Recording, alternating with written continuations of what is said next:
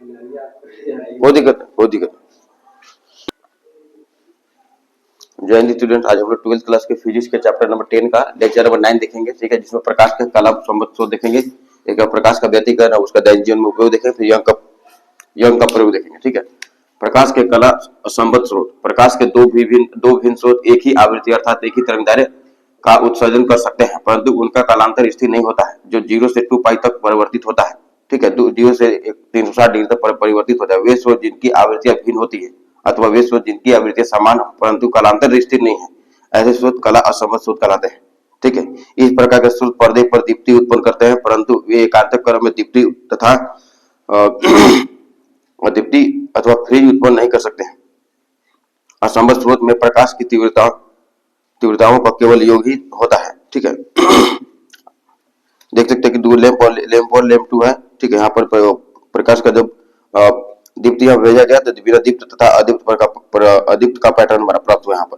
ठीक है, स्क्रीन पर नोट में दो स्वतंत्र स्रोत समान आवृत्ति अथवा तरंगदैर्घ्य का प्रकाश उत्सर्जित कर सकते हैं, लेकिन उनका कालांतर नियत नहीं हो सकता है।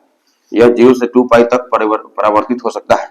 इसलिए वह स्रोत जो भिन्न भिन्न आवृत्ति अथवा समान आवृत्ति रखते हैं परंतु नियत कालांतर में हो कला संबद्ध स्रोत के नाम से जाने जाते हैं। ठीक है, तो देखेंगे प्रकाश का व्यतिकरण एवं यंग का प्रयोग। प्रकाश का व्यतिकरण क्या होता है?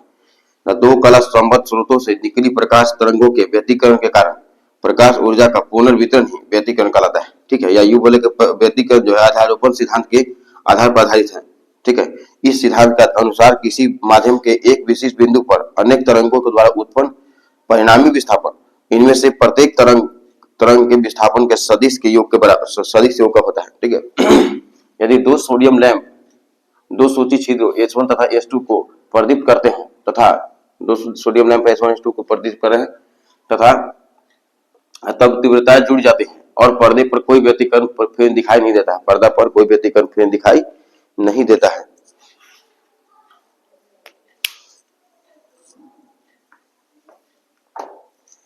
पर्दा साइड में है, हमने छोड़ दिया था पर्दा, ये पर्दा है। ठीक है,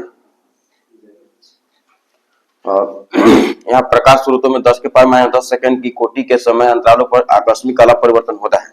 ठीक है, अच्छा अब देखेंगे व्यतिकरण के प्रभाव के दैनिक जीवन में के उदाहरण क्या है।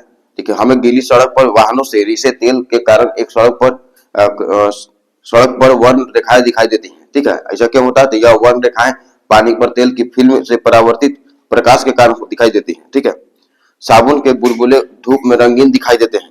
ठीक है, दिखाई पड़ता है, क्यों ऐसा? क्योंकि प्रकाश की किरणें बुलबुले से परावर्तित होती हैं जिनका व्यतिकरण होता है। ठीक है, दूसरा उदाहरण देख लीजिए व्यतिकरण संबंधी। तीसरा उदाहरण है कि मोर तथा अन्य पक्षी ठीक है और व्यतिकरण के कारण बहुरंगी दिखाई देते हैं। ठीक है, ये दैनिक जीवन में व्यतिकरण का उदाहरण था।